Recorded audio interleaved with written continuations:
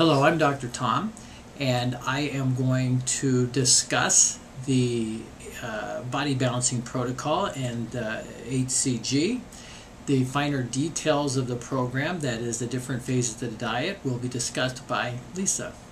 HCG stands for human chorionic gonadotropin. This is a glycoprotein hormone-like substance that women produce while they are pregnant.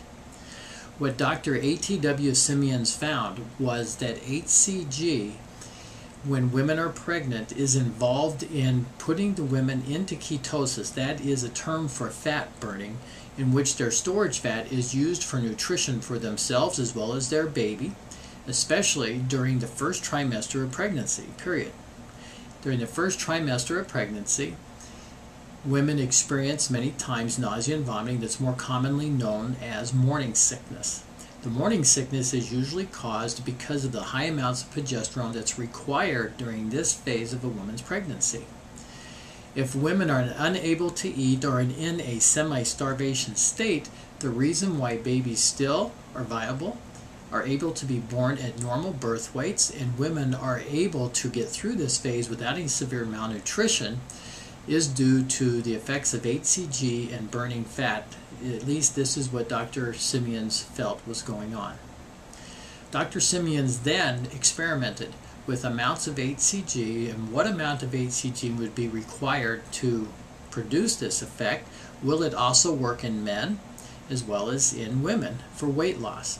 Also, if you do use HCG and put people into ketosis or fat burning, what type of diet do you need to put people on to help with this process so that you have no protein wasting, which we call sarcopenia, there's no dehydration, and you have plenty of complex and simple carbohydrates for the brain to function? What Dr. Simeons noted, as well as many of us in physiology, is that what happens in simple starvation is that when people are not eating any type of sugars, especially simple sugars and carbohydrates, the brain is looking for glucose. The brain requires glucose to function.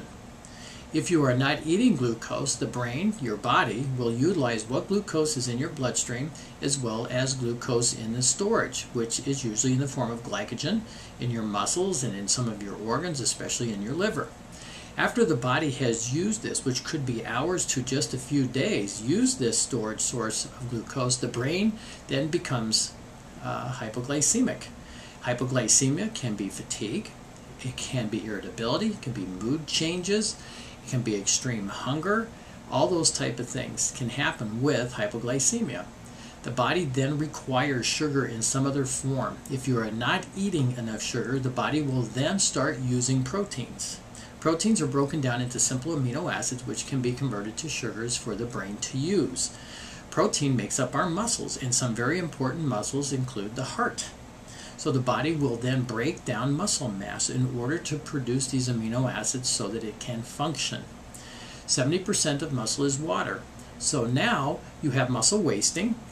A severe amount of muscle wasting is called sarcopenia, which means severe protein wasting.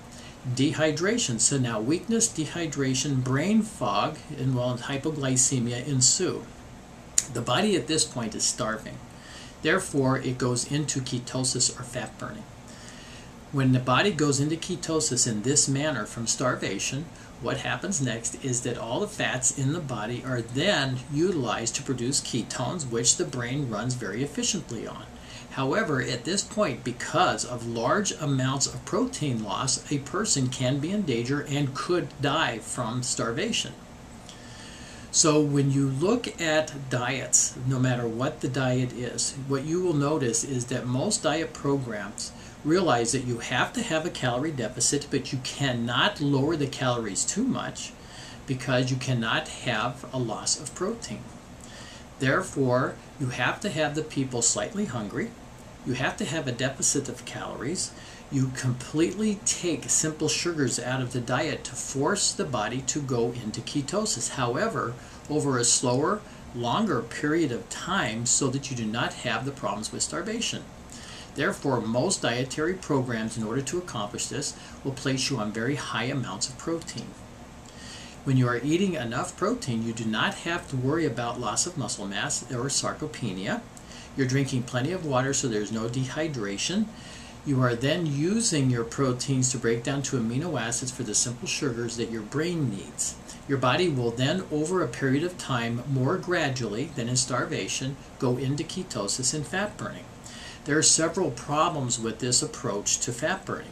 One is that it is a starvation type of state. It's just over a longer period of time. Hunger is involved, and you have to be exercising in order to stay in a deficit of calories.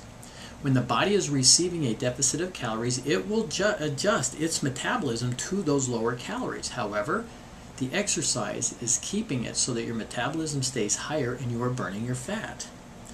Therefore, the other problem is that the type of fat that you are burning is all of your fat. So structural fat, reserve fats, and storage fat are all being burned at the same time. Structural fats and reserve fats are very important to keep. Reserve fat is that fat that's first underneath the skin that gives your body its shape and its contour, and structural fats are around the joints, the bottoms of the feet, and the palms of the hands. We do not want to lose those fat.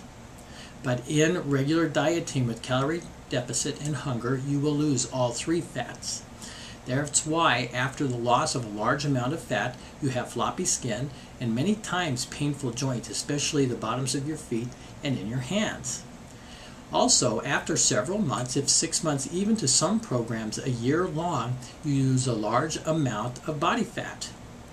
The problem is that you achieved this by being hungry and doing an amount of exercise that you are not normally used to. So when you are finished with the diet, if you can stay hungry and stay at your level of exercise, you can either continue to lose weight or maintain your weight loss. However, if you decide that you're tired of being hungry, you bring some things back into your diet again that you want, all of these calories will be considered a surplus. Your body has lowered its metabolic rate to a lower amount of calorie intake.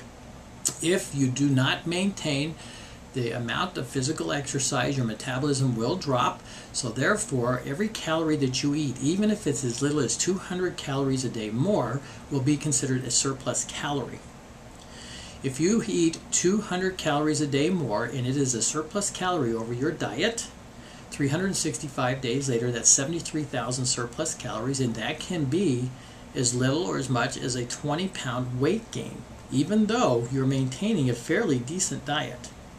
The difference with using the HCG is that after 48 hours of injecting the HCG, you go into ketosis. You do not have to have a calorie deficit to achieve this.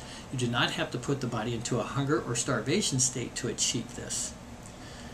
The idea behind the 100 grams of protein twice a day is so that you do not have protein loss or muscle wasting. You are drinking plenty of water to avoid dehydration.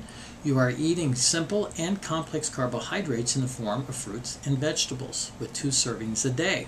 The rest of your calories are coming from storage fat. The reason that you can go on the 500 calories with the 2 servings of protein, 2 servings of complex carbohydrates, and 2 servings of simple carbohydrates and not be hungry is because you are receiving approximately 2,500 calories a day from your storage fat. These calories that are produced from burning 0.7 pounds of fat per day in phase 2 of the program are utilized by the body. Therefore, the body is not in a calorie deprivation. You are not hungry, and this is not based upon starvation. So when you look at the 4 phases of the diet, very quickly, phase 1, we are trying to accomplish 3 things. 1, in phase 2, we are not worried about hunger. We are worried about eating behaviors. Many times when people have cravings or they have abnormal eating patterns that led to their weight gain and or obesity, these things cannot just be taken and corrected within 48 hours of injecting HCG. Therefore, we use phase 1 of the 4 weeks of the cleansing or detox phase to help get rid of these eating habits. We try to get things that cause cravings, the simple sugars, the artificial sweeteners, the processed foods, the overuse of salt and abnormal and unhealthy fats. We try to get these out of the diet as well as alcohol. We try to have everybody eat more organically, drink more water. Number 2, we want people to start a moderate amount of exercise, not a rigorous amount of exercise, moderately. We would like their metabolism to increase, so that will increase their fat burning in phase 2. We do not want new programs or a step up in your exercise programs to occur in phase 2. This can lead to hypoglycemia. Therefore, we would like people to start their new program, or if they're going to increase their program, during phase 1, so their body is used to it, and usually they can continue this level of exercise through phase 2. If in phase 2 they do experience hypoglycemia and it's not dehydration, then we have people simply just decrease their exercise somewhat to a moderate amount. The third thing in phase 3, and just as important as the first 2, is the cleansing and detoxification. Everything bad is in fat. Insulin dysregulation is about fat.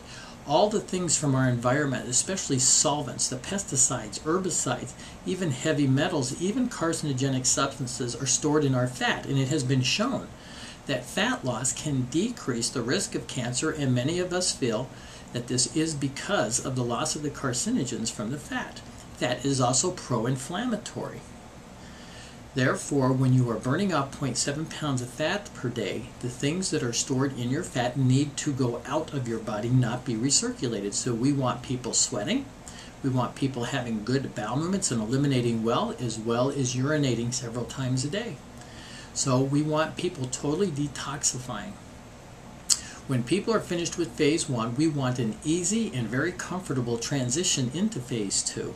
We would like to have all cravings and eating habits completely corrected during this time, so that you can have an optimum amount of weight loss. In phase 2, you will have your weight loss with the injections of the HCG, and in my opinion, this is the easy part of the diet. Phase 3 is the very important part of the diet, and what we call the lock-in phase, or to try to assure that you are not going to gain your weight back. This portion of the phase, which will be discussed in detail by Lisa, is to ensure that when you go into phase 4 of the diet, which is the rest of your life, you are able to maintain your weight or even continue to lose weight through proper eating and exercise. And you notice I did not use the term diet. I do not want people to consider phase 4 a diet, to be on a diet the rest of your life. I want you to eat as organically as you can. I want you to eat throughout the day. I want you to have better foods. I want you to make permanent lifestyle changes, as well as moderate exercise for the rest of your life. This program is a game changer. This program can change your life. HCG is not changing you and your life.